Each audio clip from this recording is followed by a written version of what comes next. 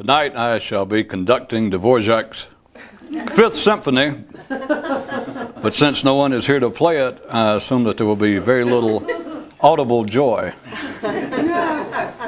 in that particular aspect of the program.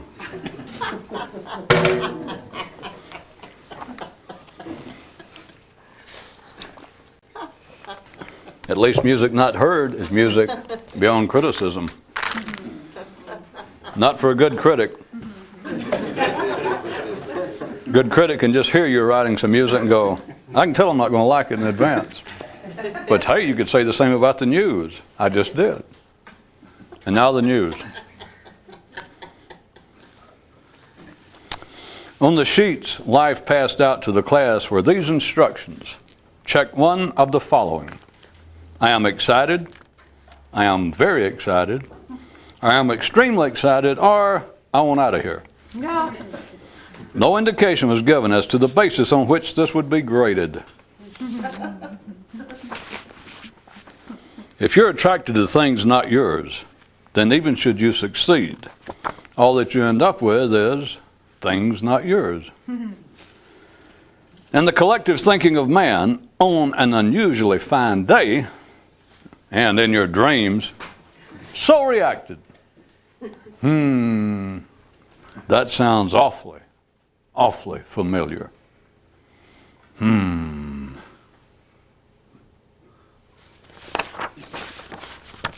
After sizing him up, the librarian slid 2 books across the desk to the awaiting man. One entitled, The Awakened Mind, and the other, How to Pick Up Women. And the man asked, do you have one, How to Pick Up Enlightened Women?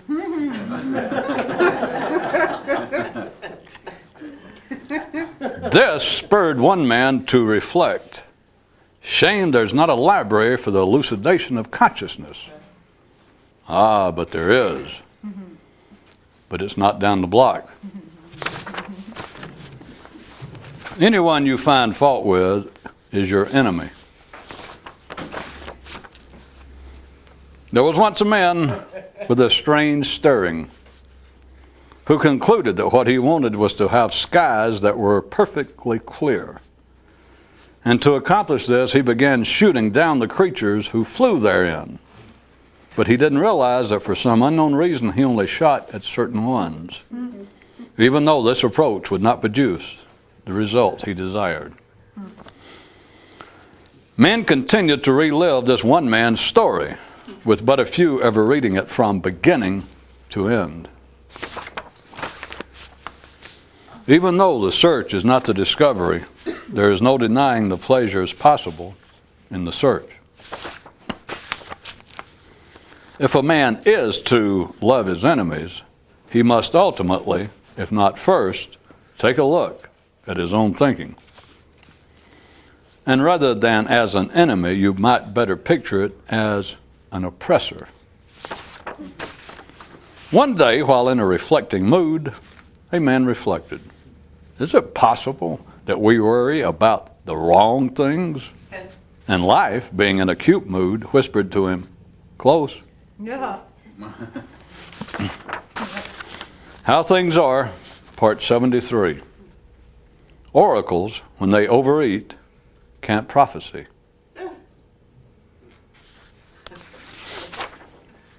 Even when the trains aren't running and you're stuck in the station, the least you can do is to read something worthwhile as you wait. Alternative version, even when you're stuck in thinking mode, the least you can do is to force your thoughts into areas worthwhile. Alternative to all alternatives. When you seem stuck, abandon all waiting stations and ignore all thoughts. With tolerance and kindness, treat all things that can help you not, else you drown from you being tied round your own unforgiving neck of asphyxiating adjudications. Asphyxiating adjudications. Thank you. Asphyxiating adjudications. Thank you again. The would-be conscious are not done in by their foes, but by their imagined allies. Depend on and trust in no one. No one being nothing one thinks. Query, what is the worst action you can take in response to an assault by glue? To shoot it. And the wise one proclaimed, blessed are those who can love their adhesives, and fortunate the few who can loose their attraction to that which would bind them. Then the wise one's bourgeois interpreter gave the lesser version. Only fools bother to criticize that which is foolish, and none but the incurably effluvious should ever kick a skunk.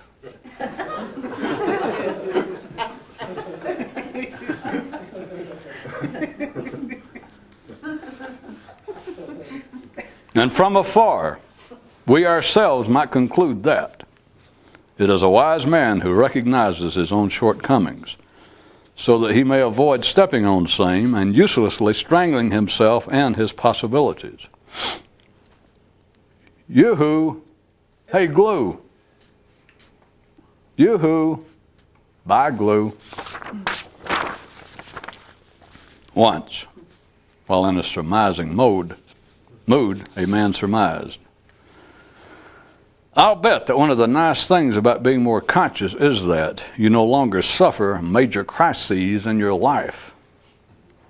Either that or you suffer endless small daily ones. One thing about finally seeing Istanbul is that afterwards you can say that it is a lovely city or else no big deal. But either way, what the hell does Istanbul care? And same too for a man with a clear mind. No man is your enemy who you don't think about. And no thought an impediment to awakening that you don't think. The way to tell that, even in later life, that you're getting a new case of the childish stupids, is that you begin to wonder if ordinary people and all their talk about God and their concerns over death might be onto something after all. A man who can properly understand the language of man recognizes that chilling winds will name themselves chilling winds and leave the consequences to those who hear with unopened ears. Thinking can turn man's attention in profitable directions in matters external, while failing totally turned inward and never realized. Awareness of this fact can serve an alert man as an actual tool. The class found these instructions on the papers passed out by life. Check one of the following. I am overcome. I am damn near overcome. Yeah. I am completely overcome. Or I want the hell out of here. Yeah. Still no hint as to its purpose or grading key. The challenge. How to describe the presently inevitable in one word. The answer, the present. A lad was heard singing, I don't have time to clear my mind, and a passerby noted to him, that's because you're dealing in time. Definition. Consciousness. Life at its pushiest.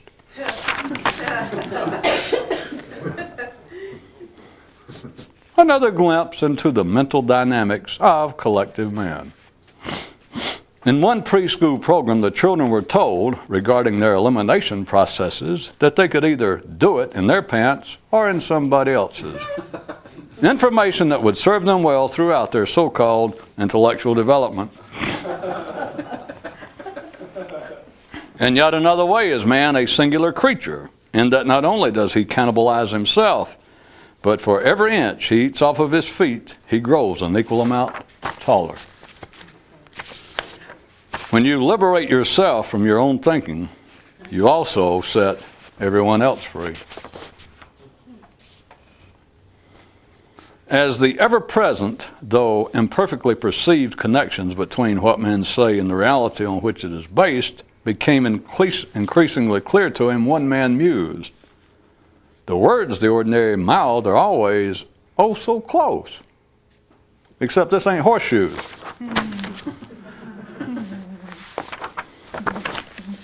Standing up and looking back down into the commode bowl, a man cried out to the sewer system, look out!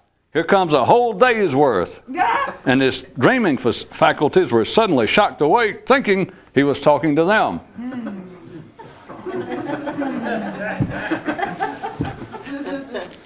Daddy, is that another one of those tortured allegories relating to the self-perpetuation of man's mental life? Wanting to instruct others reveals your own need for further instruction. If it is the pure of heart who will see the truth, then pure of heart equals a mind without preferences. In place of supernatural Holy Scripture, one race of men had as their Vade Mecum guidebook a tome entitled The Book Concerning Everyday Crap and Stuff, which they said proved to suit them quite nicely. And then some. Anything a more conscious man might say about what he knows, he considers dangerous and flippant, or else flippant and dangerous. Looking at his thinking, a man thought, I'm a man of limited means, but not limited enough. Meaning, I assume, that of no means would be more to his lacking, if you know what I mean. Lurking outside the patent office is a gent who whispers to passers-by this, his latest in a string of personal proverbs. Psst. Redundancy is the stillbirth of all invention. And about as few understood what he meant as you probably suspect. I didn't see that. Why not? Looking at canaries, a crow thought, life must love the weak and foolish, since it makes me see so many of them. Papa, do you think this might be another metaphorical fable pertaining to, yeah, probably, son. Wanting to help others proves that you remain in need of help yourself. To a mystic, ultimately the most important subject becomes the matter of travel, the coming and going, and the pertinent lack thereof. Even though the effort is not the same as the achievement, the effort itself affords rewards undreamed of by ordinary minds. A man with no preferences has no enemies, and thus his travels are unrestricted. Continuing our considerations of some of the historically persistent words of wisdom in the areas of religion and even the so-called mystical realm. One of the more common being that in some way for a man to become wise, for a man to become whole, for a man to reach some other state, he must be able to love his enemies.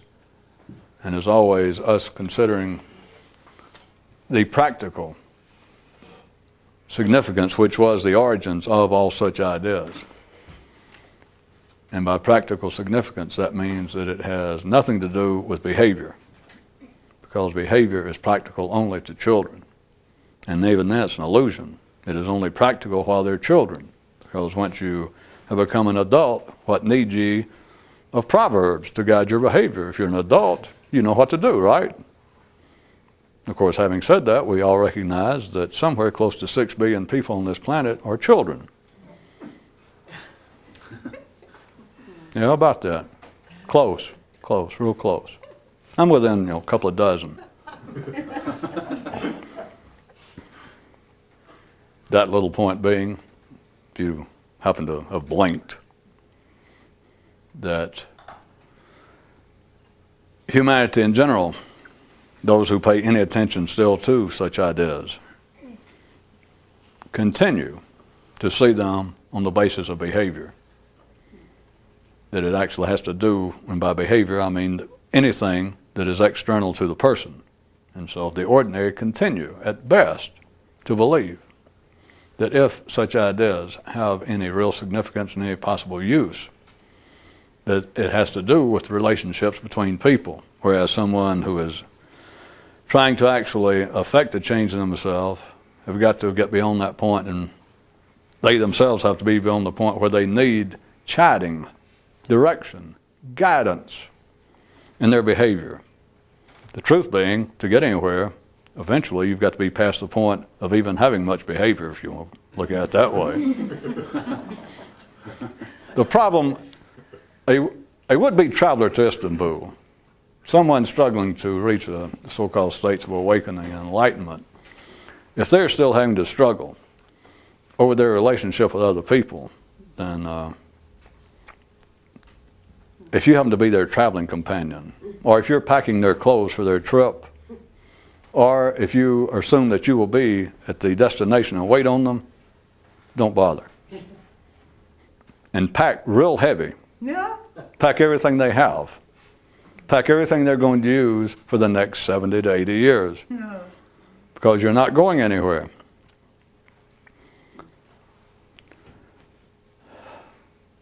The idea of an enemy. I slipped in a couple of news items tonight. One said that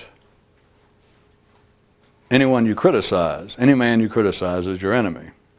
And as always, even when I use man, I mean it metaphorically. But it is true. Start out real quickly to show you. Anytime you criticize someone, even if at the moment that you tried to argue that you do not see them as an actual enemy, any criticism you have of another person, unless the direction is changed, unless the criticism undergoes some revision, then they are your enemy. That, again, is of no consequence to someone attempting to actually use the idea. You have to then see it that anything that you criticize in the non-physical world has become, and as I suggested in one of the news items, that it would be better to picture the whole directive of you should learn to love thine enemies as you should learn to love thy oppressors. It's synonymous. But it would be, for practical usage, I suggest, perhaps more useful. That once you criticize someone, they have begun to oppress you. Once you have criticized an idea, it has begun to be your oppressor, your adversary. And all of that, to get to be of immediate use, has got to be beyond the level of applying the attitude toward other people's ideas. That it's not simply, if you're looking at it as an area of progression, and say that you start out and you took the idea that it would be worthwhile in some way to love your enemies, and you start out at the literal level attempting to love people who physically oppressed, opposed you. Let's say that you got past that and you begin to see it as a or at least in part as a non-physical possibility. That rather than you being concerned any longer over having to deal with people who are physically your oppressor or who are physically threatening to you. That's to the point now that you saw it, and you would assume at the time that you are now seeing the metaphorical reality of it. That you now, let's say, progress to the point that you considered that the directive had to do with the fact that you should be able to love or at least tolerate ideas that were adversarial to yours. That is, if you believe that you were an Italian Christian, that you should be able to tolerate a Syrian Muslim. That is still child's play. That is still not the useful point.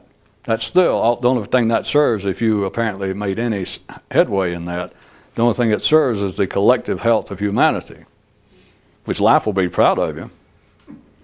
But again, if you're waiting for a reward or a star beside your name, beside your attendance, again, pack heavy. Prepare for a long wait, if I may give a helpful suggestion. You are serving the purposes of collective humanity, but not your own. What you've got to do is always, it always comes to this, there is no struggle to awaken. There is nothing to do individually that will be a benefit to a man's own development. Nothing that is outside of his own head. So then you have to see it on this basis. The idea that you should love your enemies, or the idea that you should be able to tolerate, that you should be able to not resist your oppressors, your adversaries. It all falls under the heading, just love your enemies. Seems so strident. Notice that is the more popular version, because the human mind, since our whole universe is based upon opposition of forces, and it is true internally, the mind, since it will never come to a satisfactory resolution of this opposition of two apparent forces, even in the non-physical world, if you'll note, the mind loves to take verbally the most extreme position. You could say that if there was a psychological basis for this, it was its built-in protection, knowing that it will never succeed, and therefore it portrays the worst, as they call it, possible, the worst case scenario.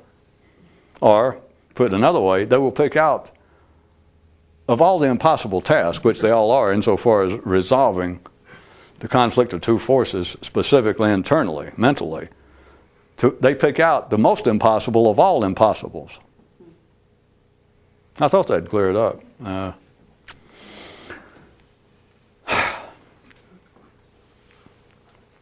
Love your enemies sounds a lot harder.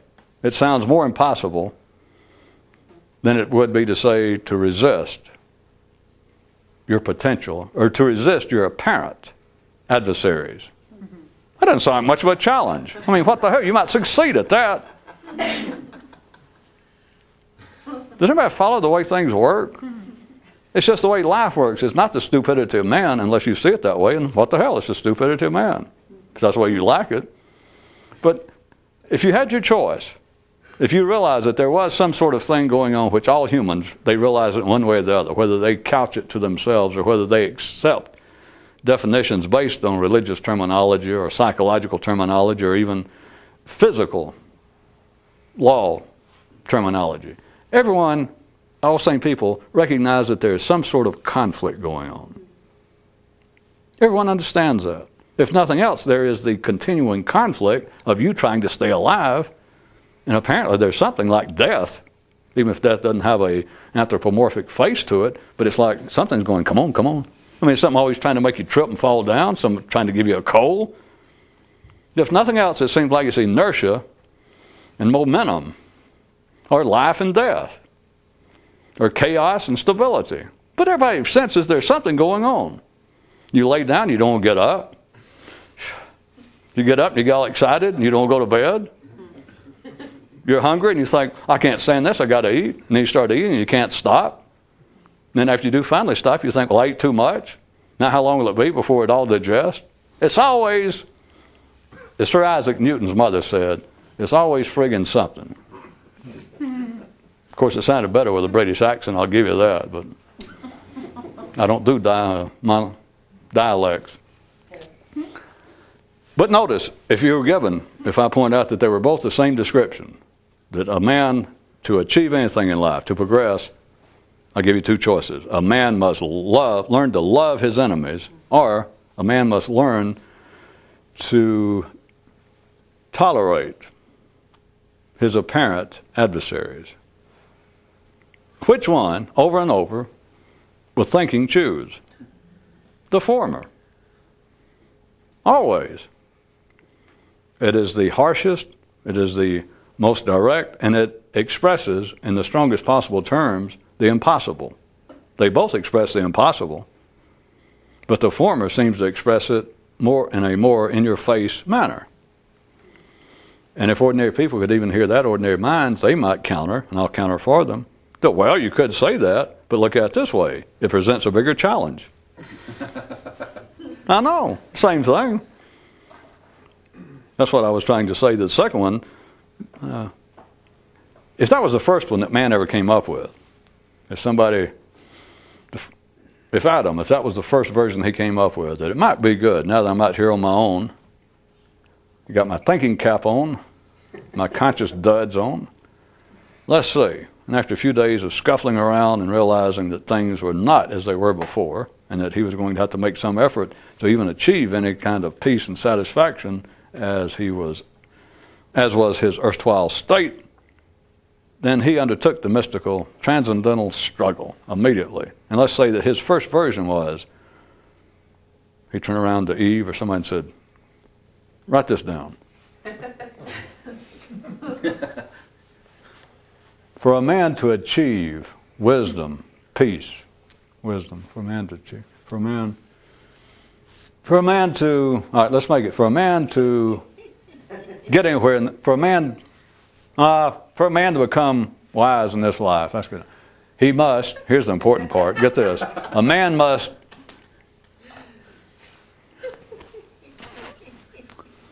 learn to tolerate his apparent adversaries. Yeah, okay. You got that? All right. Now that would have been all right for a while. But I assure you, and he could have made a name for himself off that one idea. But I assure you, as soon as some other young Turk came along, heard that, thought about it, was a new generation of thinkers, and someone says, close, but no pickle. What it should say is, love thine enemies. I assure you that everyone who had any interest in it went, yeah, he got it. Yeah, he got it. And everybody turned their back on Adam's idea.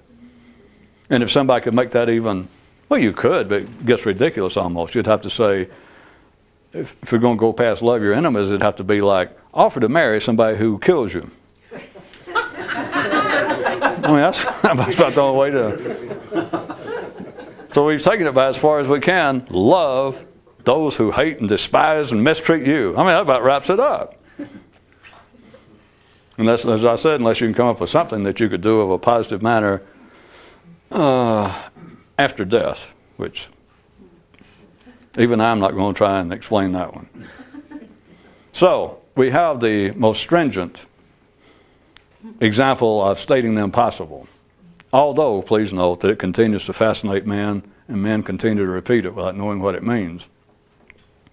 All right, so if we take it on this way, if you're attempting to use it, and you get past the point that you do not take it literally, that you're no longer involved with the idea that people are oppressing you. It doesn't matter whether they are. It doesn't matter where you're living. It doesn't matter what's going on in the external world. For someone attempting to reach a state of enlightenment, the external world is, what's the English word for less than irrelevant? I never can remember it, but anyway, look it up. It's meaningless. And of course, an ordinary mind can say, well, it's not meaningless if you're living in conditions where somebody was politically tyrannical over the people. It would not be meaningless to you. Yeah, I know. But the point is, if you were in that condition and it was meaningful to you, then you're not in the mystical struggle. Now, I'm not saying it wouldn't be meaningful. That is, that it wouldn't have some effect on you, but if it had any effect on you, then hey, what can I tell you? Chin up, stiff upper lip, bitch, whine. At least be aware that you're being oppressed and someone is not treating you nicely. And that should settle the matter. Now back to those people who understood what I just said. You get past the point of having any concern that you realize that there is nothing, even if you were being oppressed, even if you were living under conditions externally that were not, let us say, the most beneficial to a peaceful existence. Even if that be true, you've got to be past the point of realizing, even if that's true, if I spend my time being not even just actively interested, if I spend my time even being attracted to it, even thinking about it, then I can't do this other. There is nothing I can do out here. It's irrelevant to me. Even though it may be relevant, it is irrelevant to what I'm after. So you get past that point. And then if you even get to the point of taking the idea somewhat metaphorically, that is, that you get past having the concern or believing that the useful aspect of the notion of enemies and your reaction there too has to do with external physical oppression adversarial relationships, and it then becomes a notion to you, or becomes your view, that what this means is, where it could be useful to me, is that I must fight my mental reactions to it. Either my mental reactions to their physical oppression, or even my mental attitude toward their mental oppression, or toward their ideas. Now that appears to be progress. And that's about as far as ordinary people, ordinary minds ever get. Which, common one, I guess, an example again, I mentioned people ask Buddha, somebody asked Jesus, they're giving credit for all of saying, how could I've done all I can, I'm still not awake, I still haven't achieved Buddhahood, or I still have not reached the kingdom of heaven, and I followed all the laws, literally. And he said, well, now you got to follow them internally.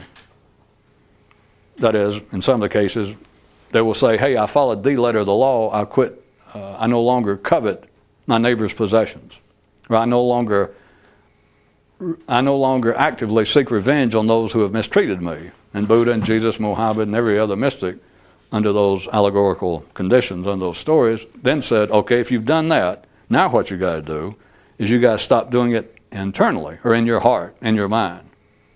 And that's the end of the story. Then the people looked extremely disappointed. Mm-hmm. They never had that in the story, but you knew that part. That's why the story ends there. If it didn't, then ordinary people couldn't use the story. At any rate, you get past that point of being concerned or looking at adversaries as being external, and you look at it as an idea that you are then internally attempting to love, tolerate, quit fighting against other people's ideas. That is the furthest point to which the human mind collectively, the collective thinking of man, ever gets. And the collective thinking has never gotten that far. What I mean is individuals in the herd, just ordinary people. And then it's completely hit or miss. It's unpredictable. It is not part of the overall collective thinking of man. It's just people here and there, that is the best shot that they can ever give it. That won't do. Because it means one thing very specifically, if you're going to use it. That is, you have got to quit resisting. You have got to quit having any feel whatsoever toward your own thinking. Every time I describe this, it's hard. I keep wanting to pass out my own questionnaire and say, does everybody follow it? If I go through over and over some of the simplistic, to me, parts of it, that goes sort of 1, 2, 3. And it seems to be actual progression. The second part of someone taking the idea, non-physically at least, which all of you can do that. Anybody can do that. I can get a group of people, if they'll listen for a few minutes, I could get them to see that it would be a benefit, or that it's possible that someone somewhere meant, or it could be interpreted as, the ideas of love your enemies, that it is not meant physical enemies, that those who do you physical harm, that it means that you have got to, if you're ever going to develop your intellect, you're going to blossom in spirit, in soul, that you have got to quit being concerned over opposing ideas. You have got to become sort of universal minded. You have got to become extremely super tolerant in your thinking and your attitude toward other people's thinking. And people go, yeah, I can hear that. But that's it. But that won't do. That's number 2. But that would seem to be the epitome of it.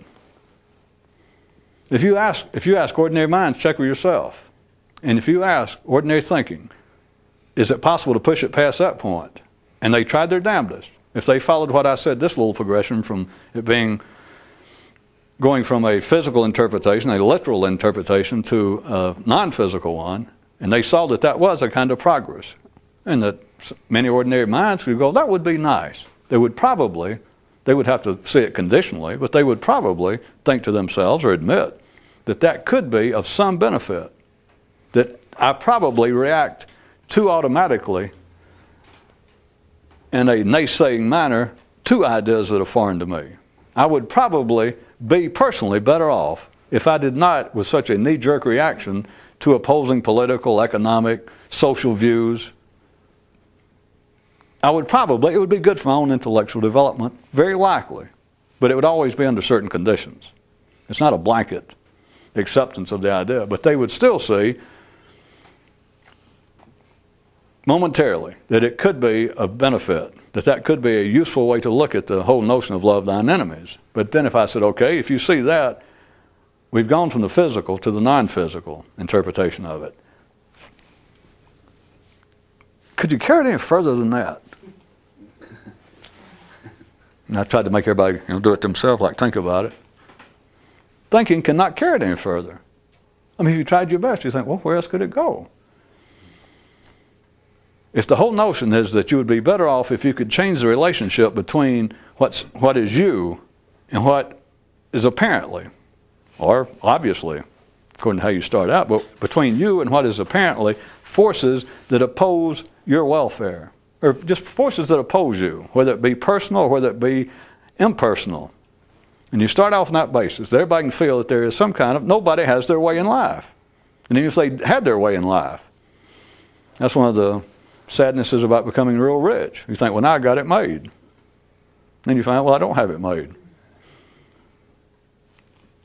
Not trying to discourage anybody from getting rich, but you can't ever have your way unless you become more conscious.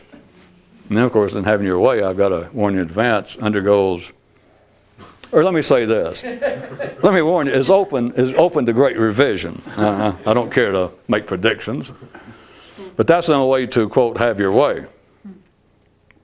But if ordinary people followed it, that they saw that there is a kind of progression going from feeling as though, or interpreting the feeling that everyone has, that everyone can accept that there is some sort of conflict in life, that you simply cannot, even if you can express what your way is.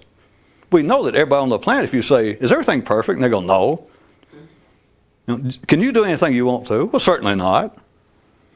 Every time you come up even with ideas that seem to be socially acceptable or at least innocuous, are you always without opposition? They go, no. We know how life is. You can stop and say the most, well, my old example used to be, you can stop in a reasonably sized crowd and propose, let us all adopt this policy today. And come up with the safest thing you could say, like, we all love humanity. Or, we all love motherhood. You get a crowd over a couple of dozen and you say, let us all unanimously adopt this is our position for the day, that we're all in favor of the idea, we all support the idea of love, little happy, beautiful, harmless, bubbling young children. Whatever you can come up with. And somebody, if you get 2 or 3 dozen, somebody, just as you're about to have a vote, like, let's have a unanimous show of hands, somebody go, point of order. Wait a minute. It's just the way life is. It's the way the universe is. So, if my ordinary fictitious person, I was using an example, could see that we have gone from looking at this adversarial, or this feeling of there being some conflict in life, that the person has gone from identifying it as being physical, external phenomenon, as exemplified by the humans. That we've gone from that to seeing that, even though that be true, but you go past that, and it appears to be a kind of real progress, theoretically at least, that they admit, yeah, that could be useful if I looked at it also beyond the physical level and saw that I can also interpret the feeling of opposition, the feeling of some oppression at a non-physical level, that other people's ideas, I let oppress me. I feel as though they're accusatory. I feel as though they are, in fact, my enemy. And ordinary minds would go, you're right, some of that is probably self-defeating. Some of that is probably non-nourishing to me. You're right, I would probably be well off to re-examine some of my feelings of other ideas foreign to mine as being adversarial, per se. You're right, some of that I would probably be better off. And if I said, okay, that makes sense to me. But I wonder, could we take it any further? We made such a big jump, just pretty easily, from interpreting this feeling that we all seem to have. I'm talking to some group of ordinary people. I say this feeling we all seem to have, that there's always some opposition. There's something about the nature of life, or there's something about the nature of being human, that there's always this feeling that something is opposing me to varying degrees. Now, well, yeah. And so we interpreted, we went past the interpretation of being physical, and we went to the interpretation that could be non-physical also. And in fact could be, to a modern, intelligent, sophisticated person, it could be of even more dire consequences. That it could be, in other words, looked at though, it could be more useful to look at this feeling, to interpret this feeling, this universal feeling of some sort of oppression, conflict, to interpret it as being non-physical. Now I'll go, yeah, you're right, some of it. I go, okay, some of it. But since we made such an easy jump, just in a matter of a minute, all the way from the physical to the non-physical, that's a huge jump. If we did it that quickly, it kind of makes you wonder, is there anywhere else to take it? And we all went, Of course, I could have asked you, if you want a second, would ordinary thinking ever come up with anything? What could they come up with? Of course, I've already described it, and you knew, most of you, and I'll describe it again. I can describe it, and people can hear the words, but notice, not to prove that I'm right, but because what we're talking about is the nature of the mind, the nature of thinking. But notice, thinking would never come up with this. And that is that a man has got to look at what he calls his thinking, that which is just flowing through him now. He's got to look at it. Not other people physically, not other people's thinking. We've passed both of those. His thinking. Interpret the idea of enemy, oppressor, adversarial force as what he calls his thinking. Now sit around and wait for thinking to come up with that. Especially you people, sit around and wait on it before your next meal, especially I'm going to say you people who would like to drop a few pounds. Such as 180, 90 pounds. Thinking cannot come up with that. And yet the sentence makes sense. But you know what ordinary, check with yourself, but you know what ordinary thinking could hear the sentence and go, well, you're crazy. Or that is crazy. To the public, yeah. To ordinary minds, yeah. To a man who wants to get somewhere, this, I suggest, is way down the track from Paris, closing in on Istanbul. And again, I was just suggesting, according to how much you understand, I was suggesting that substitute the word enemy for adversary or even oppressor. Because it's not an active enemy, as I point out from another view. Ordinary thinking always picks out the harshest, the description that is most representative of the impossible within the impossible range. But if you understand enemy, it's fine. But if it sounds too harsh, because your thinking is not some sort of enemy normally represents to people, the reason I was dancing around the word, enemy normally to people, just check your own thinking, represents something active. Nobody thinks about an enemy if the enemy is inert or inactive. I mean, who cares if one king heard that a king in 2,000 miles away didn't like him? He just heard that rumor, and that's all he ever heard, nothing else after that. I mean, he might immediately, at first, theoretically, be prepared to gird his loins for the onslaught of an enemy, and then he sends back somebody to check on this other king. The king is living just like he's been living for the last 50 years. All it was, at one time he says, I don't like this guy. And he thought, I got a new enemy. It's an active. You can't, the mind does not consider an enemy to be anything if it is inactive, or does not consider it to be a real enemy. So in that sense, it is not that your thinking is actively opposed to you. But for someone attempting to change their state of consciousness, there is no other enemy. There is no other oppressor. There is no adversary. There is nothing against which to practically struggle.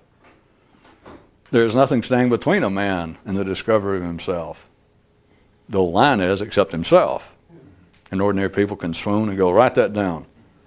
Except what does it mean yourself? Mm-hmm. It obviously, let's go back and use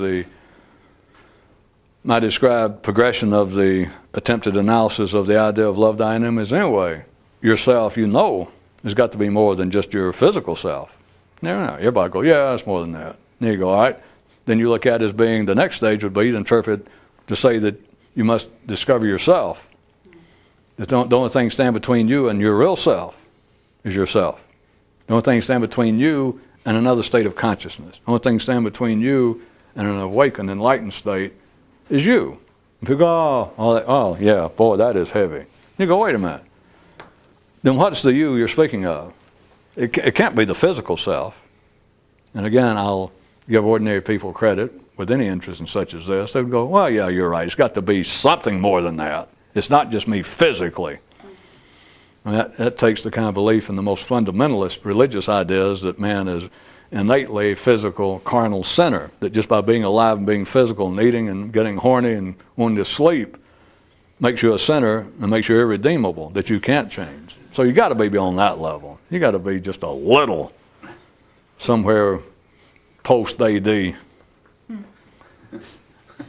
So if an ordinary person that would go, yeah, when they hear the idea that the only thing standing between you and some other state of consciousness is you. You go, yeah. You go, well, that can't be referring to just the body. And they probably go, well, you're right, it can't be just the body. That's about the best you can get out of them. You go, well, let's see then. So it means it's got to be referring at least in part to your inner body, to your inner you. They go, yeah, that's obvious. Yeah, I was going to say that. Of course, they've always called it, or always wanted to call it soul and spirit and all that. But it's the thinking is all it is. And you say, well, all right, so it must be that something to do with your inner life, that's the you, at least in part, that's staying between you and some additional development. And they go, yeah, in part, yeah, you're right, it's got to be that. And if you ask them about the same, a parallel challenge, you say, well, boy, we sure did jump real fast from that being a you, the physical you staying between you and the impossible development into it being an internal you. I wonder if we could take it any further than that. And again, they go, I don't know what you mean. And that's as far as you can go. There's either the body or that which is inside. That which seems to be the non-physical me, my soul, my spirit, my thinking, my personality. What the hell else is there? What do you want out of me? But they would never see that. They never interpret. The thinking cannot interpret the idea that the only thing staying between you and any change is you. Or the Buddhas of the world saying, yes, I achieved enlightenment, and what I got was nothing. Thank you. Thank you. All I did was discover what was staying between me and realizing that there was nothing staying between me and realizing that there was nothing staying between me and you realizing, thank you, friends and neighbors, did you hear me? And they all went, what? It was after that, by the way, I was reminded of a story that some years after the guy called Buddha's death, I think it was, that somebody approached a wise man who was now a teacher of that tradition, had become a tradition, and says, I have been studying now 30 years here at the monastery, and I have read the 500 volumes of Buddha's words. I have studied them carefully now for the 25 years I've been here, and I ask you, there being so many words, so many ideas to keep in mind, how can one know? It covers such a long period. How can, out of the, and somebody counted the words, 2 million words, how do we know which words are from the Buddha and which words are from infidels and fools and demons? And the head of the monastery said, good question. He said, they're all from demons and fools. And then he put his arm around the startled young fellow and says, at least now they can't pull the wool over your eyes. And push him out the door. Of course, that story is true. I'm going to tell you what, I think that was actually Buddha, that he didn't die. He was still around. He was just dressed up like somebody else. I have no idea how that's related to this. Do you? Oh, no. No, sir, I do not. But it was a nice respite to get off the subject. No. It is, since there is no real chronology to this, I was just going to jump and tell you how much you can hear of it, if anything, that to see that one's own thinking is the only thing that qualifies, the only useful thing. It is the final thing that qualifies in a useful interpretation of the idea of loving your enemies. And then if I may reread the 3 I pulled out of the news tonight, it says, no man is your enemy who you don't think about, which is the physical level, which is the one I just mentioned about the king. But this is true at the physical level. Think about it. I don't normally like to talk to ordinary people because there's nothing to talk to them about, but for you ordinary people, Do you realize that that is useful? And you got it free? I didn't even ask for a donation. No man is your enemy if you don't think about him. What would ordinary men say to that? They go, that's not true. If somebody dislikes me just because I don't think about him, that doesn't stop them from disliking me. I didn't say that. It says, no man is your enemy who you don't think about. Well, that was free for ordinary people. The rest of it is, no man is your enemy who you don't think about. I assume that everybody gets the first part, or the second part is really useless. The first part could have been a waste of time, but if you didn't get the first part, you damn sure ain't going to get the second part of the sentence. No man is your enemy who you don't think about, and no thought an impediment to awakening that you don't think. There's no such thing as wrong thinking. It's only simple people who believe, well, I must straighten my thinking out, or I have such hideous thoughts that it simply stops me from reaching some higher state of consciousness.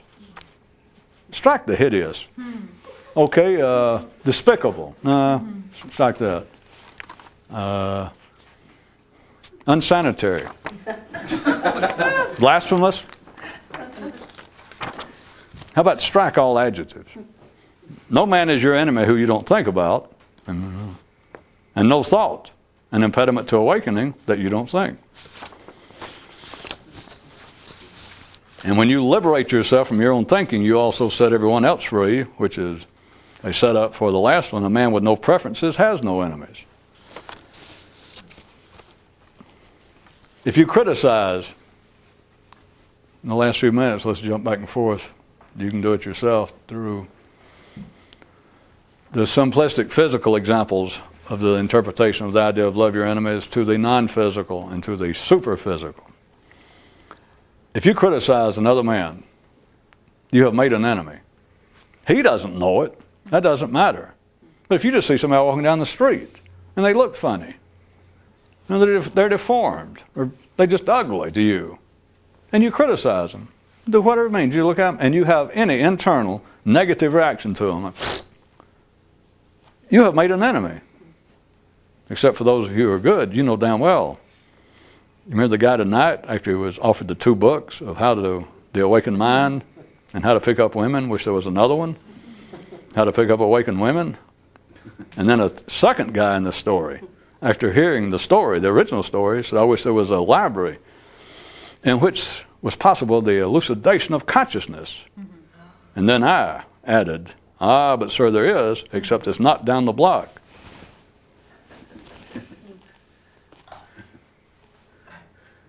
It's the wrong place. If you criticize somebody, you laugh at somebody. If you find fault with anybody in any manner, you've made an enemy. But you realize I'm pointing in the wrong place. If there's a stranger walking by on the other side of the street and he's real ugly to you, and you go, if what I'm telling you is valid, and I say anyone with whom when you find fault with anyone, you've made an enemy. What kind of idiot thinks I'm talking about somebody out there? He doesn't know it. You made an enemy. Of course, you got all the enemies you need, but it's just you have added to your ranks of the adversarial army. That every time you find fault with somebody, you have reinforced your own adversarial forces in you, your own oppressor. Got nothing to do with morality, got nothing to do with religion, has nothing to do with pleasing the gods. It has to do with the nature of thinking. It has to do with the nature of this universe, of there being always 2 forces. And more than that, but there's always 2 forces immediately in conflict that holds everything together. And as long as you are finding fault, then you are in the absolute adhesive grip of thinking. You are in the absolute middle of the mechanical flow of life that is based upon such adversarial, apparently adversarial, conflicting plays and dynamics of 2 forces. And then it says, the other one says, when you liberate yourself from your thinking, you also set everyone else free. That's a trick because the sentence is backwards. But again, spatial and temporal matters won't fit anyway, so I did it that way. It made more sense. But the point is, when you have freed yourself from finding fault with anybody else, when you have no enemies internally, then you turn everybody else loose. Not that they know it, and not that it bothers them, not that it helps them. But it's like you quit. You realize that all your life you've been walking around internally like pulling on the tail of this huge tiger, except the tiger is electrically charged. But you've been going around all your life pulling its tail, to show it that you're not an idiot. You realize you realize all of its flaws. Or one guy tonight said that only those of incurable, horrendously incurable effluvianism, with a rancid odor, for those of you who don't know the word, said only those people with an incurable putrid odor should ever kick a skunk. All the fault finding is like all your life you've been sticking your finger in something, pointing at something. If you didn't catch the tiger, and what do you want for on-the-spot allegories and metaphors and parables? But it's all your life you've been doing this at something, and to you, to ordinary thinking, it's like most of the time, it's like, boy, I showed them. Until you get over it, until you ever get free from it, and you think, well, goddamn, it's like I have been walking around my life with my finger in a real shitty type hole or an electrical. I have been hurting myself. Not from any external standard. You have not been hurting yourself in the eyes of God.